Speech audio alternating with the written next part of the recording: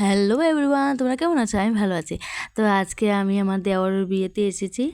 আর দেখো, দেওরের বিয়েতে এখন তো বোম টুম ফাটানো হচ্ছে। এখন বর বিয়ে করতে যাবে, আর সেই বর এখন বের হচ্ছে।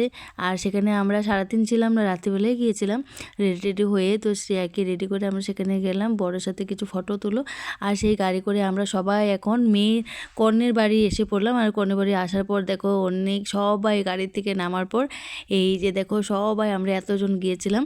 আর সেখানে গিয়ে নাচানাচি খুব হুলস্থুল হয়েছে। আমাদের কনেকে দেখবে, এই দেখো আমার কনে আমাদের এখন মেয়ে কিছু নিয়ম আছে যে মার কোল থেকে নিয়ে আসতে হবে, তো সেখানে নিয়ে যাচ্ছে হচ্ছে। আর জায়গাটা দেখো কি সুন্দর সাজানো হচ্ছে, এখানে সবাই একে একে করে দাঁড়িয়ে আছে। আর আমাদের শ্রেয়া সেখানে গিয়ে আমি বললাম যে বাবা একটু দাঁড়াও, তোমার সাথে একটু ছোট্ট ক্লিপ নিয়ে নিই। ওর খুব পছন্দ হয়েছে, জায়গাটা খুব সুন্দর।